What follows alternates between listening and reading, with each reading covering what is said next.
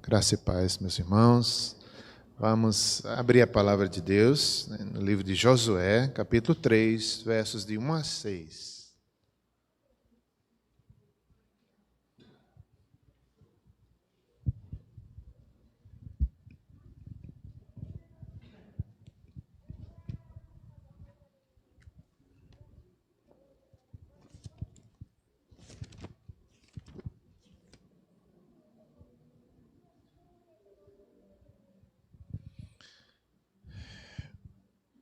Vamos fazer a leitura apenas desses 6 primeiros versos do capítulo 3, a passagem do Jordão, do Rio Jordão.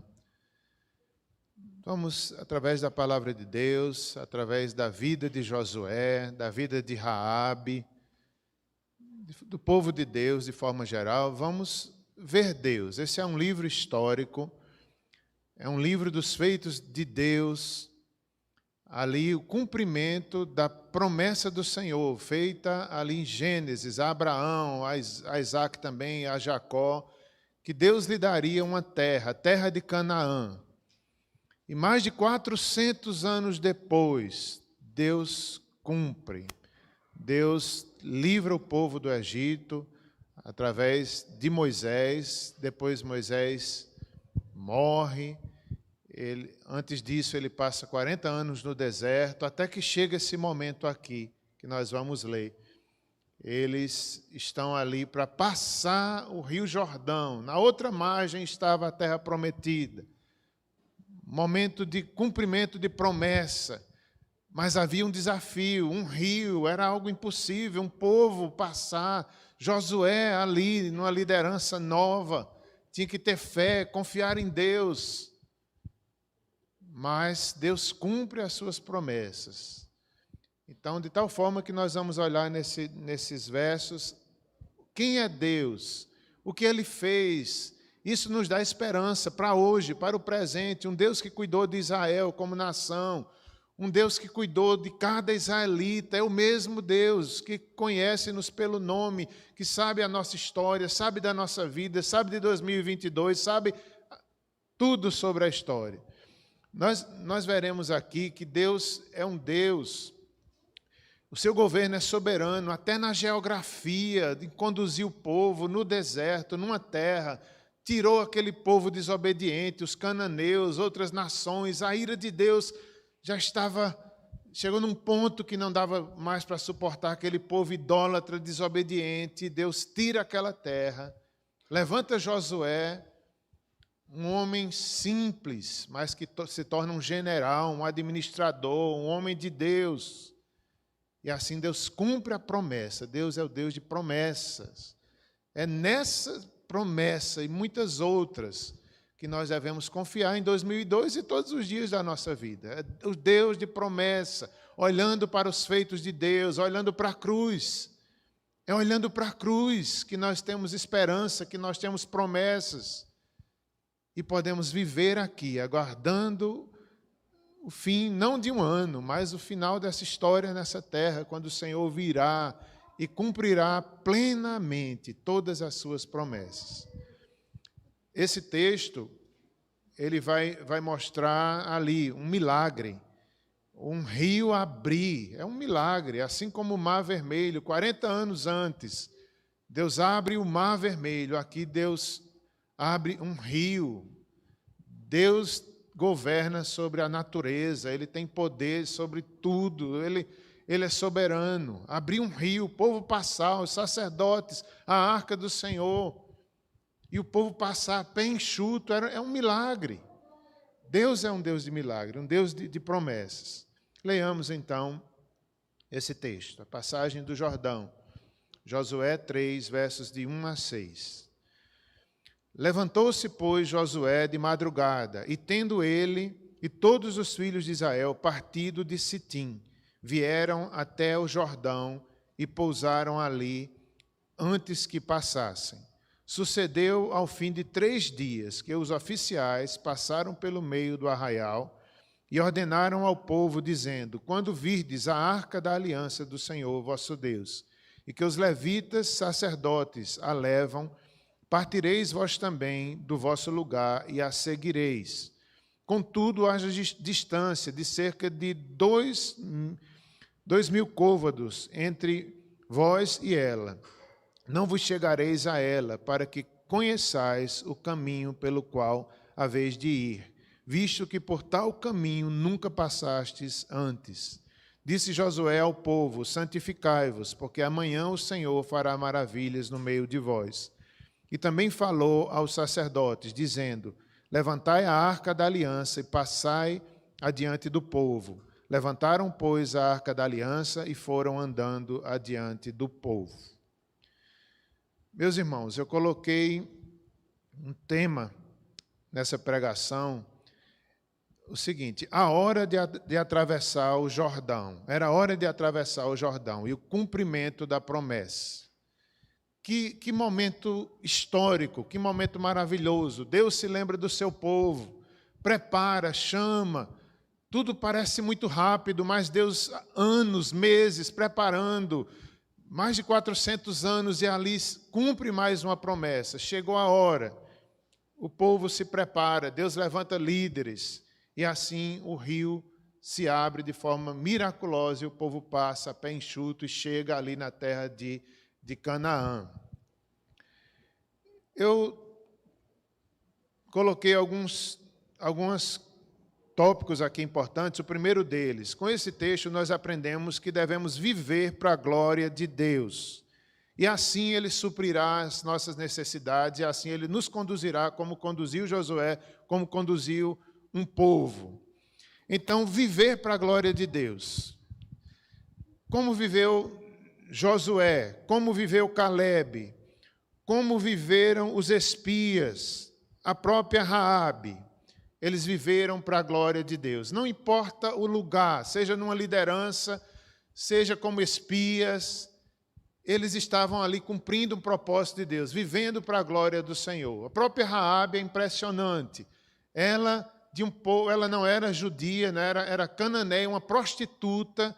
Deus, a casa de Raabe é algo impressionante. Ali nos muros, sobre os muros de Jericó, se torna o lugar mais seguro, o lugar da promessa de Deus. Deus, aquela mulher que tinha esse título terrível, pesado, uma pecadora, mas que se converte. Ou naquele dia ela se converteu, ou antes ela já vinha. O texto vai dizer que ela proclama para os espias, né? Nós ouvimos o Deus que abriu o mar vermelho. Veja, isso é uma mulher antes pecadora, mas pelo texto a gente vê que agora ela era uma mulher de fé. Ela crê nesse Deus. Ela diz o que Deus, isso ela dizendo para os espias, talvez com medo, mas obedientes a Deus, ali na casa dela.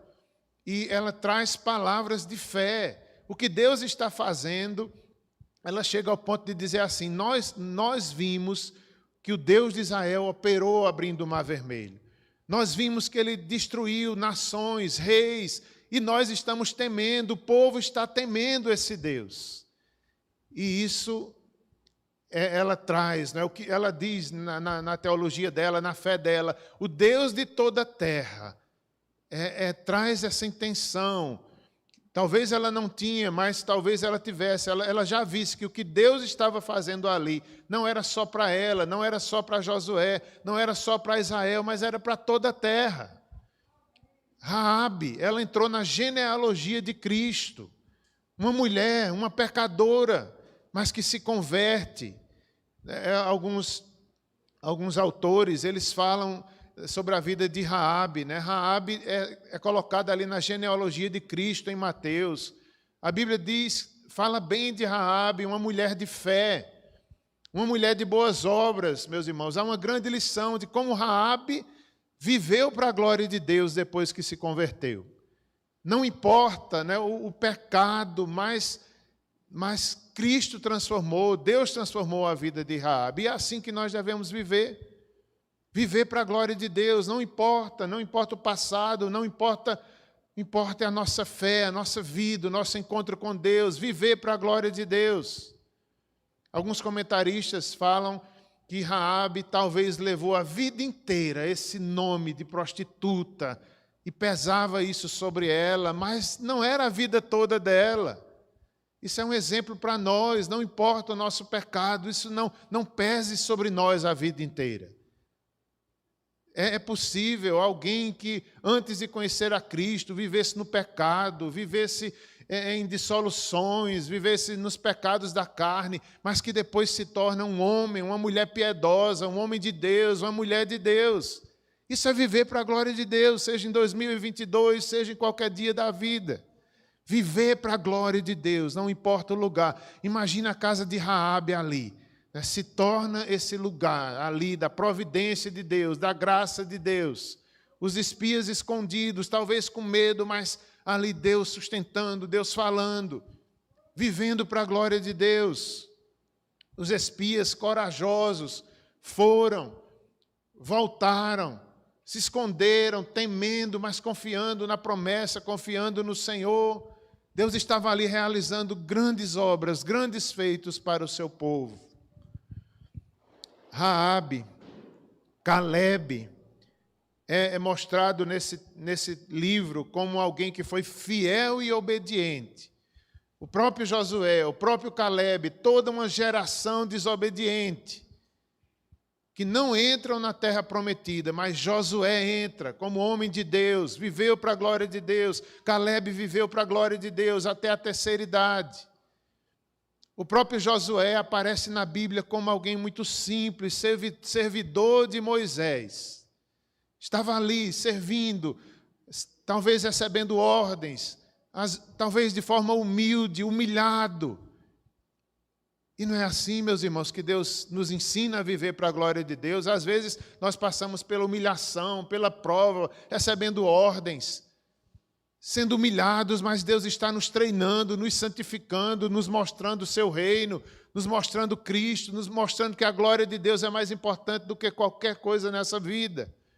Josué foi assim, viveu como um servidor de Moisés, servindo a Deus e ali, diante de Moisés, até que quando Moisés morre, Deus decreta, Deus o chama e diz que ele será o novo líder. E no capítulo 1, Deus vai animar Josué, ser forte e corajoso, não temas, eu que te chamei, não se aparte do livro da lei. E assim Deus estaria com ele, a sua promessa, a sua presença. Não só uma presença de milagres, como Moisés viu, de uma sarça ardente, de um mar abrir, de um rio, mas aquela presença da aliança. A arca da aliança aparece aqui, como aquele que é o Deus de aliança, o Deus que faz cumprir as suas promessas. Nós devemos lembrar disso, Deus cumprirá as suas promessas, a arca da aliança estava ali, o povo deveria olhar para os sacerdotes, uma certa distância, talvez para que todo o povo visse a arca. Se a arca estivesse pertinho demais, talvez só os sacerdotes, as pessoas da frente viriam, mas ela longe, todo o Israel estava vendo. A arca que representava a presença de Deus, a aliança, as promessas, o Deus que cumpre, o Deus presente com Josué. Isso é viver para a glória de Deus. O livro da lei, ele não deveria se apartar do livro da lei todos os dias da sua vida, nem olhar para a direita, nem para a esquerda. Meus irmãos, ainda vemos, a hora já se adianta, nós vemos aqui nesses versos que foram lidos, nós vemos aqui, ainda quero destacar algo mais. Disse Josué ao povo, no verso 5, santificai-vos, porque amanhã o Senhor fará maravilhas no meio de vós. E também falou aos sacerdotes, dizendo, levantai a arca da aliança e passai adiante do povo. Levantaram, pois, a arca da aliança e foram andando adiante do povo. Então, meus irmãos, eles iriam passar por caminhos que antes nunca tinham pisado. O próprio Rio Jordão, pisariam ali em terra nova, Nós podemos tirar uma simbologia daqui, né? 2022 para nós é terra nova. Nunca passamos antes por ele. Mas eles passaram ali no Jordão, era terra nova, na certeza que o Deus da aliança estaria com eles. E Josué diz para eles: santificai-vos, santificai-vos, e o Senhor fará maravilhas no meio de vós. E isso é o que nós podemos fazer, meus irmãos. Nós não podemos mudar nosso futuro, nós não sabemos o que nos espera, se são tribulações, se são dias bons ou dias maus, mas com certeza Deus estará conosco, a sua presença. E a nossa parte qual é? É santificar-se, adorar, fazer como Josué e Calebe, confiar em Deus. A nossa parte é santificar-se. O povo, havia alguns rituais de Israel que eles se lavavam e simbolizavam ali a santidade do povo, a pureza do povo. Em alguns momentos também foi pedido a Israel que eles se purificassem ritualmente. Hoje não precisa a gente fazer isso, né? A nossa purificação é por Cristo, é pela fé, é através do arrependimento. Tem pessoas, eu acredito que hoje, talvez em nosso país, que estão tomando banho, não é? De chás, de superstições, para ficar com a alma limpa, para entrar de pé direito. Não é nada disso, né? É uma confiança, não é um ritual. Nós não precisamos tomar um banho disso, daquilo, para nossos pecados serem perdoados. Não, Cristo, a nossa fé está em Cristo, é no Senhor, é no sangue de Jesus. Santificai-vos, vivamos assim, uma vida de arrependimento, de confiança e fé. E amanhã o Senhor fará maravilhas no nosso meio. No Sinai também foi assim, eles lavaram as vestes. Houve pureza sexual, que os homens se lavassem as vestes, se afastassem de mulher naquele período, porque Deus iria falar no Monte Sinai. Essas questões apenas apontam para a santificação, a vida diante de Deus, a confiança, o arrependimento. É isso que Deus quer de nós. Seja em qualquer dia da vida. Ali, imagine, né? Eu quero finalizar pensando na casa de Raabe. Parecia ser o pior lugar do mundo, o lugar mais inseguro para aqueles espias estarem, mas se tornou o lugar seguro, o lugar da promessa, o lugar da fé. Assim será na nossa vida, não importa se aqui, ali, em qualquer cidade, em qualquer circunstância, o Senhor estará conosco. A nossa parte é obedecer, é confiar em toda e qualquer situação. Finalizemos essa palavra pensando nas maravilhas de Deus. Deus é santo, socorreu o seu povo. A maior das maravilhas é a cruz. A maior das maravilhas é um pecador salvo.